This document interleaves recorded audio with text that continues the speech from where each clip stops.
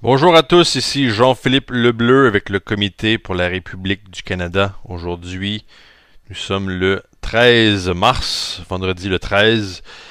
Bonjour à tous, bonjour à tous ceux qui nous écoutent au Canada, en Haïti et dans les autres pays francophones.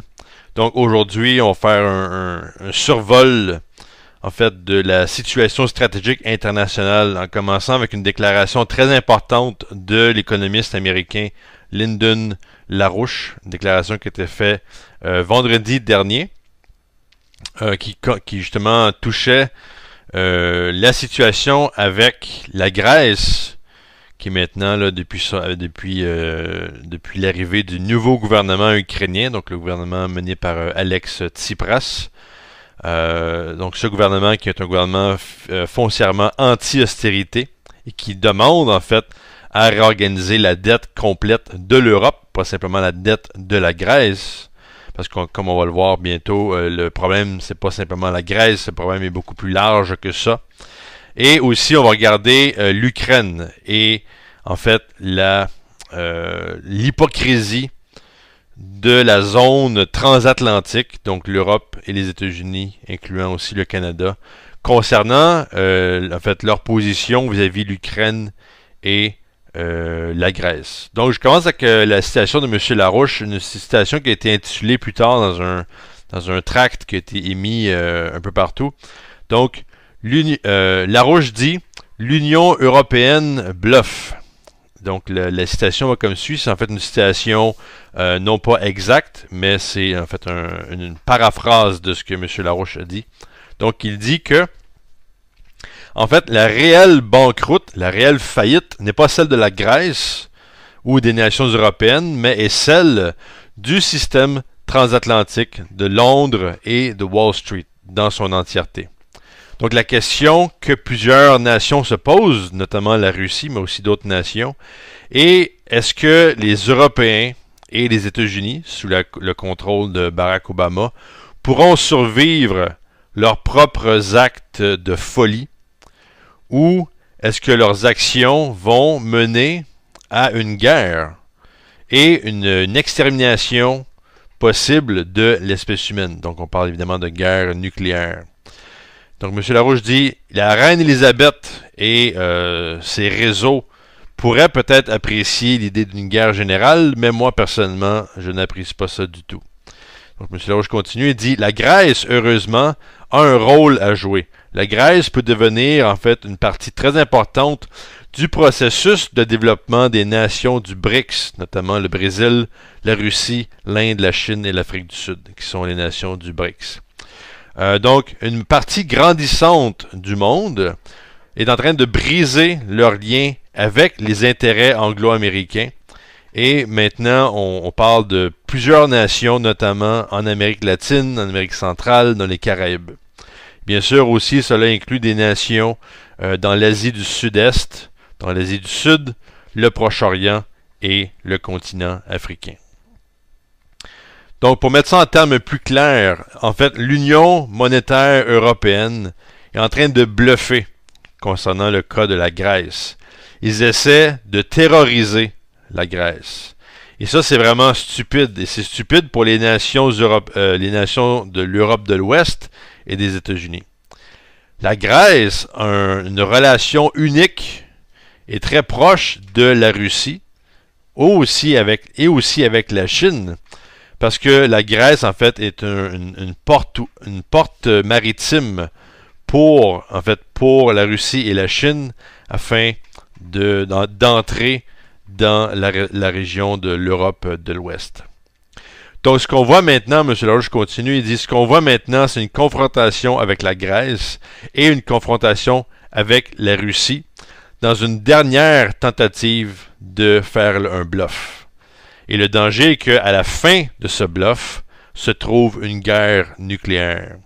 Donc, le défi pour les Américains et pour les Canadiens, et en fait pour les gens qui ont une tête sur les épaules, c'est que il faut être capable de concevoir la folie qui est en train de mener le monde maintenant et que cette folie est en train de bluffer et de provoquer un risque d'extermination de l'espèce humaine avec une guerre nucléaire. Cette folie en fait, est au-delà de la compréhension de la majorité des gens. Et c'est là le problème. Et c'est là pourquoi les gens n'agissent pas, par exemple, concernant Barack Obama. Donc, pourquoi est-ce que les gens ne veulent pas destituer Obama? Donc, ils ont cette mécompréhension de la folie qui mène le monde maintenant et qui mène aussi l'Empire britannique et d'autres forces financières et politiques. Donc aujourd'hui, la Grèce a une très longue histoire en tant que puissance maritime. Et on retourne très loin dans le passé. En fait, à l'époque où Zeus avait été tué, donc à l'époque du développement maritime de la Grèce, libérée d'une oligarchie de type comme Zeus la représente. Donc Grèce a une caractéristique maritime. Et c'est la base, en fait, c'est ça la base pour la Grèce. La Grèce pourrait devenir une partie intégrante du nouveau paradigme des nations du BRICS à cause de cette position-là. La Chine est déjà en train de regarder la Grèce de ce point de vue-là et en fait d'inclure la Grèce dans sa politique de développement de la nouvelle route de la soie, une politique évidemment défendue par le mouvement Larouche et plus précisément par Helga Zepp-Larouche et Lyndon Larouche.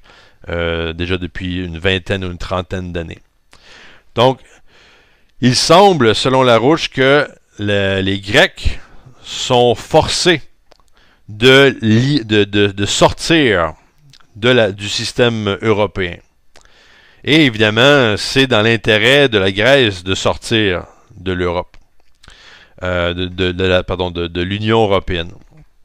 Donc, le système européen maintenant est en faillite totale. C'est en train de se désintégrer. Et la Grèce pourrait mener la charge justement contre ce système en désuétude qui est en fait pourri et qui est très destructeur c'est un système très destructeur. Et en livant la zone de l'euro, la Grèce pourrait justement exposer la fraude du système de l'eurozone. Et c'est comme ça qu'on peut justement battre ce système. Il faut exposer le fait que ces gens-là sont en fait des bluffeurs, des menteurs sans le sou. Ils sont en banqueroute. Donc, le système se désintègre et tout ce qui reste à faire pour ce système-là, c'est d'enclencher une guerre mondiale. Obama, c'est la même chose. Obama fait partie de ce système en faillite, disjoncté.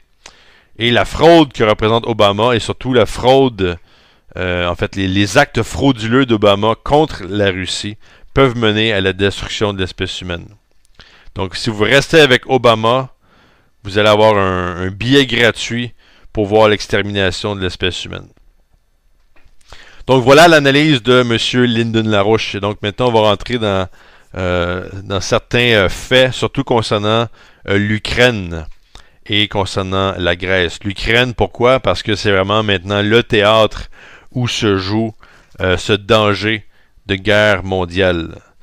Dans le mois de février de cette année, on a eu un accord de paix qui a été signé entre l'Ukraine, la Russie, la France et l'Allemagne, qu'on appelle les accords de Minsk II. Donc, il fait référence aux accords de Minsk qui ont eu lieu en 2014, je crois que c'est septembre ou octobre 2014, et dans lequel il y a eu plusieurs clauses d'élaborer dont on va parler maintenant.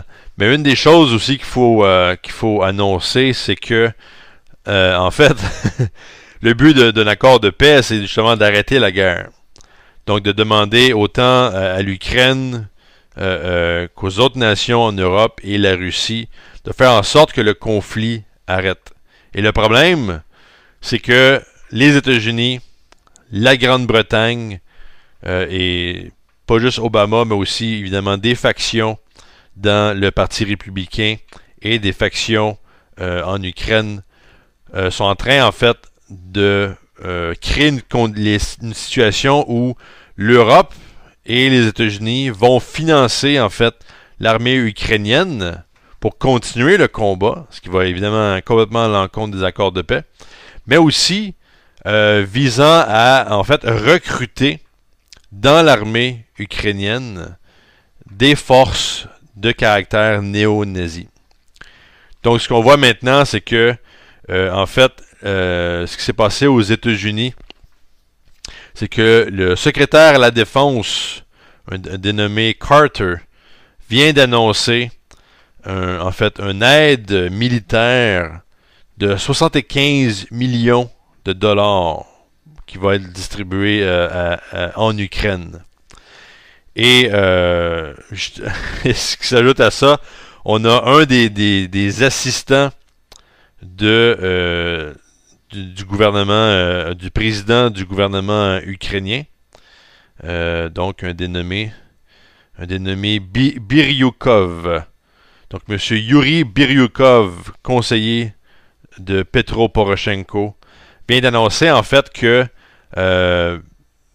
voyant une certaine frustration dans le développement de l'armée ukrainienne, recrutant en fait des alcooliques, des toxicomanes et des gens stupides. En fait, M. Biryukov voit que dans les forces néo-nazis qui s'amusent à détruire l'Ukraine depuis le coup d'État du Maïdan qui a eu lieu récemment, en fait, qui a amené le nouveau gouvernement ukrainien en place. En fait, que Biryukov voudrait recruter ces gens-là parce qu'ils sont plus disciplinés et ils ont l'air plus motivés. Donc, ce qui est vraiment stupide, on s'en fout qu'ils soient motivés ou disciplinés, c'est des néo-nazis. Qu'est-ce que vous voulez faire avec ça? Sinon, vous vous retrouvez avec des néo-nazis au pouvoir. Pas très fort comme analyse de situation. Donc, vous avez ça et vous avez aussi le Fonds monétaire international qui en fait a annoncé une aide dans les prochains mois de 40 milliards de dollars qui va aller au gouvernement ukrainien. On parle de 17,5 milliards de dollars qui va être distribué très bientôt et 5 milliards qui va aider directement, donc qui va aider maintenant le gouvernement ukrainien. En fait, c'est une aide, évidemment, non pas pour aider les Ukrainiens, mais c'est une aide pour continuer la guerre contre la population russe en Ukraine, contre certaines sections du pays ukrainien, et en fait créer les conditions pour provoquer la Russie, que la Russie fasse une erreur en s'engageant militairement en Ukraine, etc., plutôt que de suivre les accords de Minsk II.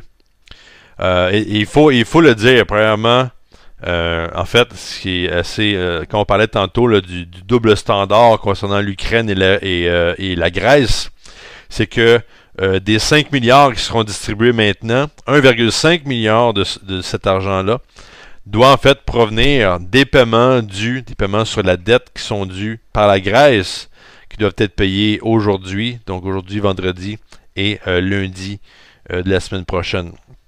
La Grèce, notons-le, refuse justement de joindre cet assaut contre la Russie. Et quand on dit FMI, quand on dit Fonds monétaire international, on dit conditionnalité. L'Ukraine ne va pas y échapper. Donc l'aide qui est donnée au gouvernement ukrainien sert à bâtir la force militaire ukrainienne. Point final. Donc avec les conditionnalités du FMI, on parle de le taux les prix pour l'électricité qui vont monter. On parle de privatisation. On parle en fait de démanteler les services sociaux, ce qui est déjà en train de se produire avec le nouveau gouvernement de toute manière. Et on parle aussi, évidemment, de coupure. On veut que l'Ukraine soit responsable. Donc, le numéro 2 du FMI, un certain David Lipton, demande en fait à ce que l'Ukraine réussisse des économies budgétaires, donc de 15,4 milliards de dollars. Et même certaines personnes, comme était rapporté par l'agence de presse Reuters, il y a certains créditeurs qui disent que ce qu'on appelle une coupe de cheveux, ou une coupe ras-le-bol de 70% du budget serait possible. Évidemment, vous pouvez vous imaginer la situation que cela va créer pour les gens en Ukraine. Déjà qu'il y a une guerre, on commence à couper dans tous les services. Évidemment, c'est la fin des haricots, comme le dit l'expression. Donc, à partir de ce point de vue-là, évidemment, beaucoup de critiques provenant de la Russie. On va en parler d'une en principale pour vraiment montrer que l'Ukraine, maintenant, appuyée par l'Ouest, appuyée par l'Occident, est en train de briser les accords de Minsk qui viennent d'être signés. Donc, le ministère des Affaires étrangères russe, Sergei Lavrov, était en Espagne le 10 mars. Donc cette semaine, il était en Espagne. Il a fait une conférence de presse avec le ministère des Affaires étrangères espagnol, José Manuel García Margallo, dans lequel il a dit, en fait, quand il a parlé justement des accords de paix, il a dit que la bureaucratie de l'Union européenne à Bruxelles est en train d'escalader de manière délibérée la confrontation avec la Russie, souvent en essayant et en même temps en prétendant vouloir réussir les accords de Minsk II. Donc, toute une hypocrisie directe. Donc, il y a un délai dans l'implémentation des clauses des accords. Et après ça, ben, on blâme la Russie, comme quoi la Russie ne fait pas son travail. Mais on voit directement, en fait, le rôle de sabotage dans les accords de Minsk fait par l'Europe et par l'Ukraine. Et donc, M. Lavrov continue, il a aussi décrit que les autorités à Kiev sont aussi en train de nier que sont en train de nier que l'accord de Minsk avance et que en fait les nations européennes font semblant de se plaindre que ça avance pas alors qu'ils sont en train de faire un sabotage. Donc il y a 3 points qu'on peut regarder, 3 violations des accords de Minsk qui sont faites maintenant.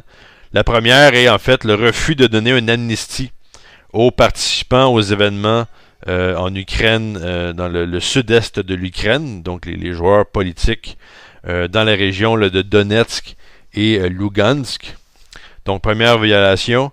Deuxième violation, c'est que le Rada, donc le Parlement ukrainien, a émis une déclaration récemment qui disait qu'il ne voulait pas coopérer avec les représentants des républiques de Donetsk et Lugansk afin d'avoir des élections locales, un des items dans les accords de Minsk. Et troisième point, Kiev qui refuse d'honorer les accords qui établissent en fait un sous-groupe de travail visant en fait à préparer un certain processus constitutionnel, de changement constitutionnel, de discuter des enjeux économiques et humanitaires et les idées de l'élection, etc. Donc, on brise les accords de Minsk de manière directe et c'est évidemment quelque chose qui met les Russes, qui rend les Russes furieux. Et Lavrov disait, en conclusion, il dit « Nos collègues en Occident sont-ils vraiment incapables de voir ce qui se passe, de voir les bévues de l'hypocrisie du gouvernement ukrainien dans le cas des accords de Minsk. » Et il dit qu'il est essentiel d'attirer l'attention de l'Occident au fait que l'implémentation des accords de Minsk sont en fait bloqués par le gouvernement ukrainien. Il continue en disant « Je ne sais pas quels outils les Américains et les Européens ont pour faire des pressions sur Kiev. Peut-être qu'ils devraient utiliser leurs meilleurs mécanismes, qui sont les sanctions économiques, pour forcer Kiev à en fait respecter les accords de Minsk et faire avancer la paix. » Évidemment, un clin d'œil aux sanctions russes sur la nation russe émises par l'Union européenne, les États-Unis, etc. Et évidemment, comme on a parlé tantôt, Yuri Biryukov, écoutez, je pense qu'il faut encore le noter, là. Si vous avez des troupes que vous voulez recruter dans un combat, et ces gens-là sont des néo-nazis, et votre argument c'est de dire, ben ils sont disciplinés, ils sont motivés, mais vous êtes vraiment débile, vous êtes vraiment un maniaque de vouloir recruter des troupes néo-nazis et qui s'affichent comme étant des néo-nazis avec des swastikas, avec des photos du fameux nazi ukrainien Stepan Bandera. Donc, imaginez la position du gouvernement russe quand vous voyez une croissance d'une faction néo-nazie et en plus un appui de cette faction néo-nazie en fait, vous avez l'Occident qui n'a jamais dit un mot visant la critique de ces troupes qui sont bel et bien présentes et qui s'affichent telles quelles, et en fait des factions qui ont été même mises en place par la fameuse sous-secrétaire d'État aux États-Unis, Victoria Nuland. Donc voici pour l'Ukraine. Et concernant la Grèce, je pense ce qu'il faut dire, c'est que, comme le disait M. Larouche, en fait, la Grèce menace le système de Londres et de Wall Street dans sa totalité. Donc leur position anti-austérité est très importante. Ça menace tout le système. Et c'est pour ça que la Grèce, même si elle a des problèmes d'argent, ne reçoit aucune aide. En fait, récemment, on a parlé d'un sursis de 4 mois pour permettre à la Grèce de payer ses dettes. La Grèce voulait un sursis de 6 mois, ça n'a pas fonctionné. Mais évidemment, ça va prendre beaucoup plus que ça pour résoudre le problème.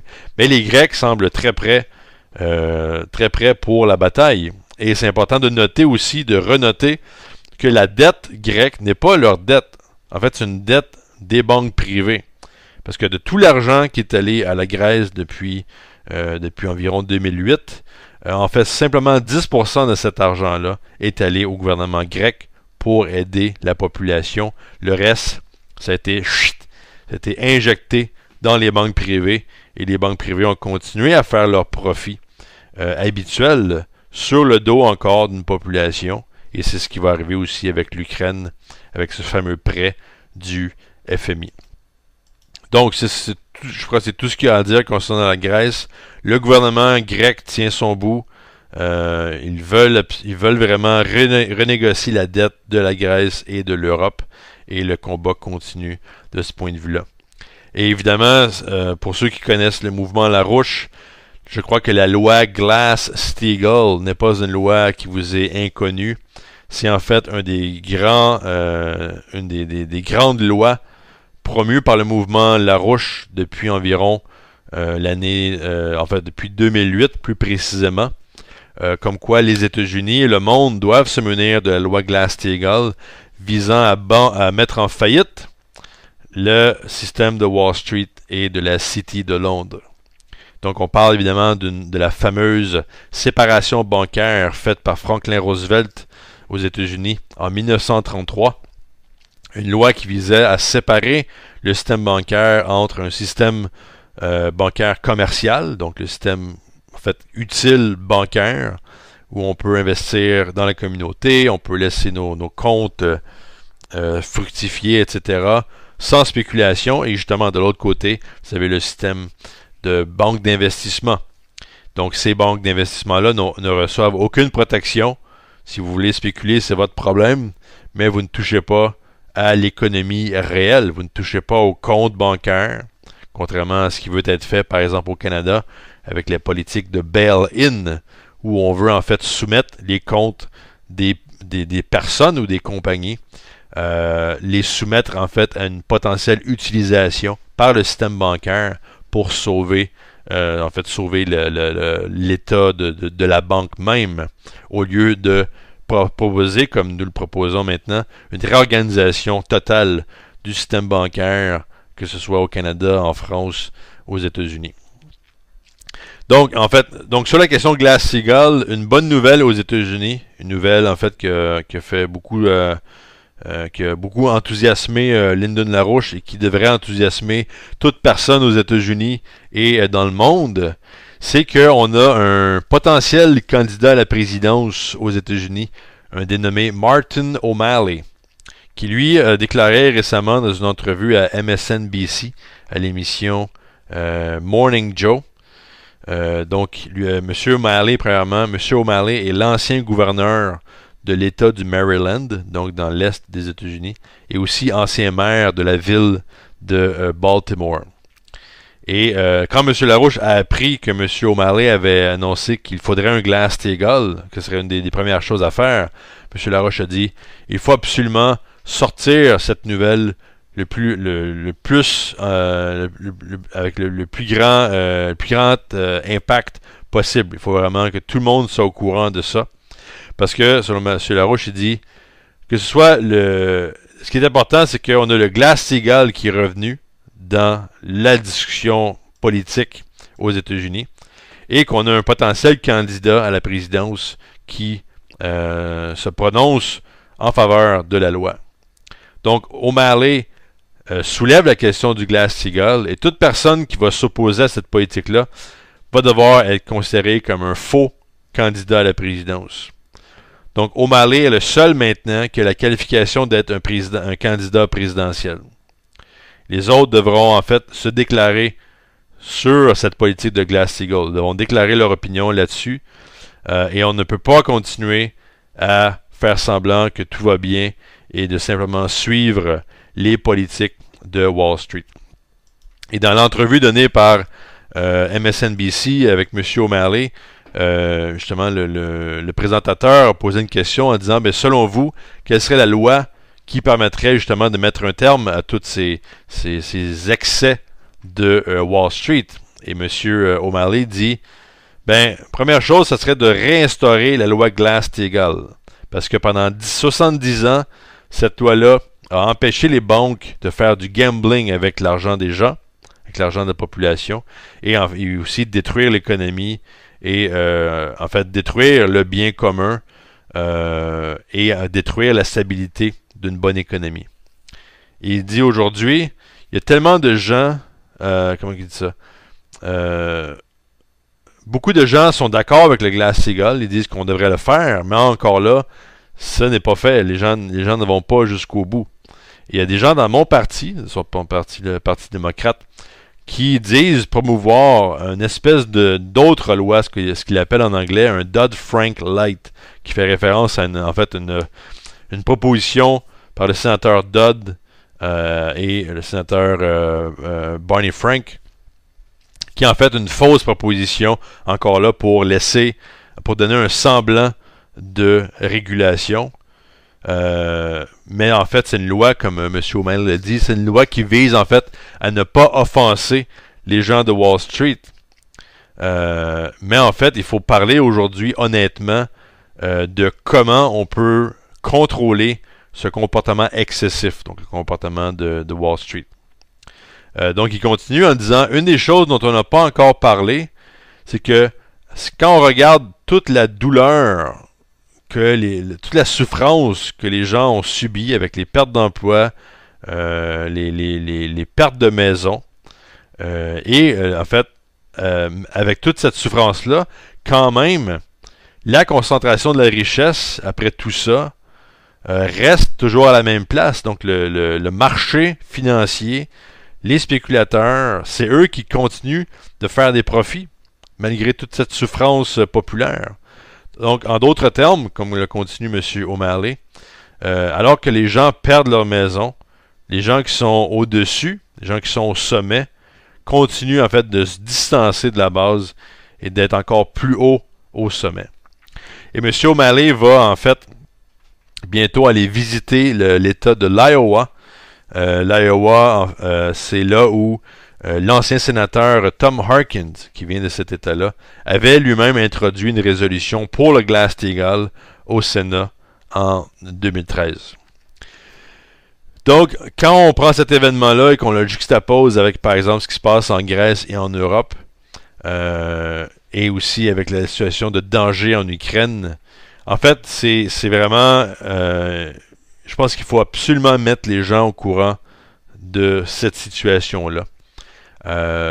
Parce que les États-Unis, premièrement, doivent se réveiller. On a besoin que les États-Unis se réveillent comme une nation, comme une république constitutionnelle dédiée à la vie, la liberté, la poursuite du bonheur de sa population et des populations à travers le monde. Et justement mettre un terme à ce système impérial qui est en faillite. Comme le disait M. Larouche, c'est pas la Grèce, c'est pas la France qui est en faillite, c'est pas l'Allemagne, c'est pas le Canada, c'est pas les États-Unis, c'est le système bancaire international.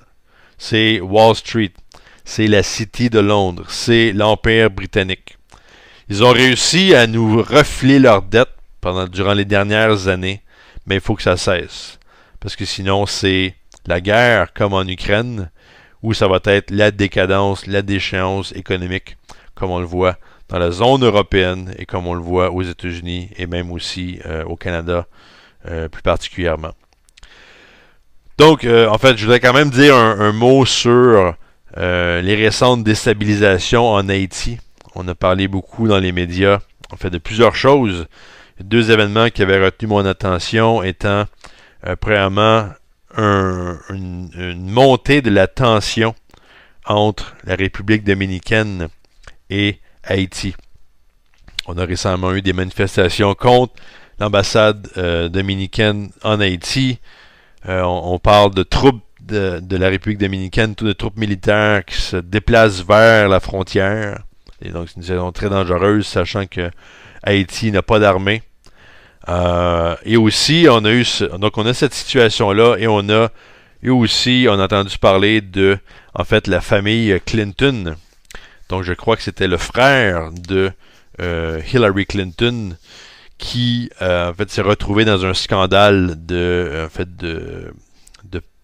prise de fonds, de confiscation de fonds, des fonds qui devaient être remis au gouvernement haïtien pour la reconstruction. Donc, on avait une somme de environ 4 milliards de dollars qui était censée aller au gouvernement haïtien. Une partie de ça aurait été confisquée par des membres de la famille Clinton.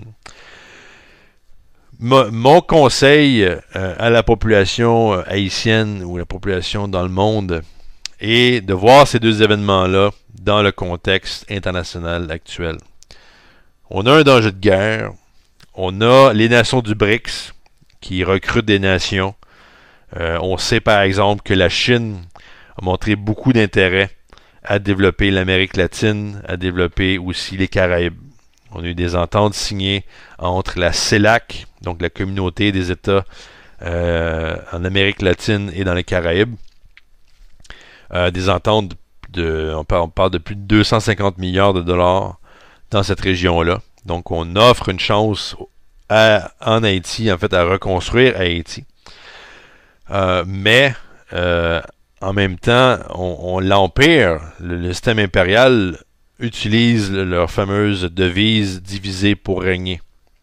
Donc, en fait, une déstabilisation en Haïti, en République dominicaine, pourrait avoir comme impact, en fait, de déstabiliser beaucoup plus.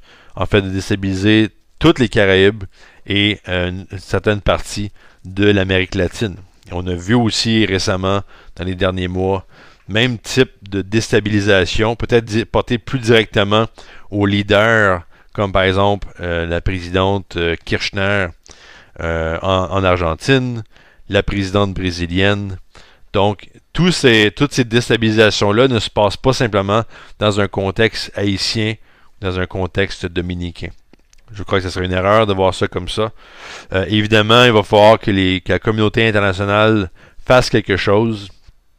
On a eu des manifestations il y a de ça quelques mois où les Haïtiens demandaient l'aide de Vladimir Poutine. Je ne sais pas si cette aide va venir, mais il faut absolument justement éviter un autre conflit civil qui mettrait en fait une déstabilisation d'une grande partie de la région américaine centrale et de faire en sorte que en fait Haïti et la République dominicaine non seulement s'entendent sur un processus de paix et de développement économique, mais puissent prendre part justement au développement des nations du BRICS. Voilà en fait la véritable solution.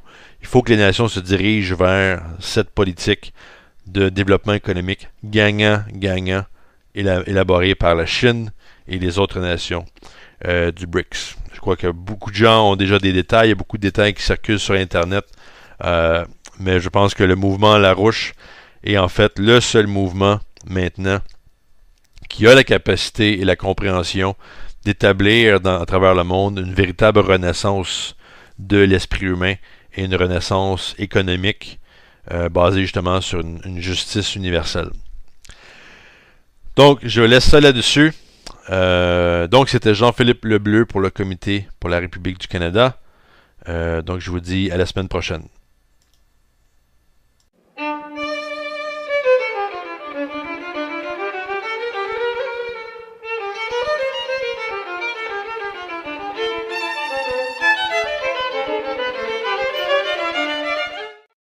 De folie, ou est-ce que leurs actions vont mener à une guerre et une extermination possible de l'espèce humaine. Donc, on parle évidemment de guerre nucléaire.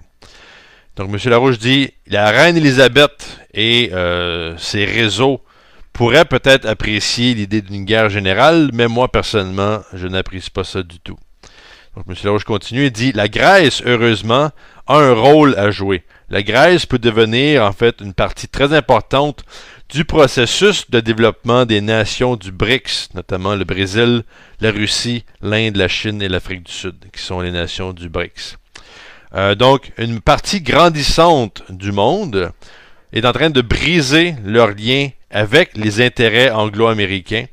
Et maintenant, on parle de plusieurs nations, notamment en Amérique latine, en Amérique centrale, dans les Caraïbes. Bien sûr aussi, cela inclut des nations dans l'Asie du Sud-Est, dans l'Asie du Sud, le Proche-Orient et le continent africain. Donc, pour mettre ça en termes plus clairs, en fait, l'Union monétaire européenne est en train de bluffer concernant le cas de la Grèce. Ils essaient de terroriser la Grèce. Et ça, c'est vraiment stupide. Et c'est stupide pour les nations de l'Europe de l'Ouest et des États-Unis. La Grèce a une relation unique et très proche de la Russie, aussi avec la Chine, parce que la Grèce, en fait, est une porte maritime pour la Russie et la Chine afin d'entrer dans la région de l'Europe de l'Ouest. Donc, ce qu'on voit maintenant, M. Larouche continue, il dit, ce qu'on voit maintenant, c'est une confrontation avec la Grèce et une confrontation avec la Russie dans une dernière tentative de faire un bluff. Et le danger est qu'à la fin de ce bluff se trouve une guerre nucléaire. Donc, le défi pour les Américains et pour les Canadiens, et en fait pour les gens qui ont une tête sur les épaules, c'est que il faut être capable de concevoir la folie qui est en train de mener le monde maintenant et que cette folie est en train de bluffer et de provoquer un risque d'extermination de l'espèce humaine avec une guerre nucléaire. Cette folie, en fait, est au-delà de la compréhension de la majorité des gens. Et c'est là le problème. Et c'est là pourquoi les gens n'agissent pas, par exemple, concernant Barack Obama. Donc, pourquoi est-ce que les gens ne veulent pas destituer Obama? Donc, ils ont cette mécompréhension de la folie qui mène le monde maintenant et qui mène aussi l'Empire britannique et d'autres forces financières et politiques. Donc, aujourd'hui, la Grèce a une très longue histoire en tant que puissance maritime. Et on retourne très loin dans le passé. En fait, à l'époque où Zeus avait été tué, donc à l'époque du développement maritime de la Grèce, libéré d'une oligarchie de type comme Zeus la représente. Et en fait, l'hypocrisie de la zone transatlantique, donc l'Europe et les États-Unis, incluant aussi le Canada, concernant leur position vis-à-vis de l'Ukraine et la Grèce. Donc, je commence avec la citation de M. Larouche, une citation qui a été intitulée plus tard dans un tract qui a été émis un peu partout. Donc, Larouche dit « L'Union européenne bluffe ». Donc, la citation va comme suit. C'est en fait une citation non pas exacte, mais c'est en fait une paraphrase de ce que M. Larouche a dit. Donc, il dit que, en fait, la réelle banqueroute, la réelle faillite n'est pas celle de la Grèce ou des nations européennes, mais est celle du système transatlantique de Londres et de Wall Street dans son entièreté. Donc, la question que plusieurs nations se posent, notamment la Russie, mais aussi d'autres nations, est est-ce que les Européens et les États-Unis, sous le contrôle de Barack Obama, pourront survivre leurs propres actes de... Bonjour à tous, ici Jean-Philippe Lebleu avec le Comité pour la République du Canada. Aujourd'hui, nous sommes le 13 mars, vendredi le 13. Bonjour à tous, bonjour à tous ceux qui nous écoutent au Canada, en Haïti et dans les autres pays francophones. Donc aujourd'hui, on va faire un survol en fait, de la situation stratégique internationale, en commençant avec une déclaration très importante de l'économiste américain Lyndon LaRouche, une déclaration qui a été faite vendredi dernier, qui justement touchait la situation avec la Grèce, qui maintenant, là, depuis l'arrivée du nouveau gouvernement ukrainien, donc le gouvernement mené par Alex Tsipras. Donc ce gouvernement qui est un gouvernement foncièrement anti-austérité et qui demande en fait à réorganiser la dette complète de l'Europe, pas simplement la dette de la Grèce. Parce que comme on va le voir bientôt, le problème c'est pas simplement la Grèce, le problème est beaucoup plus large que ça. Et aussi on va regarder l'Ukraine et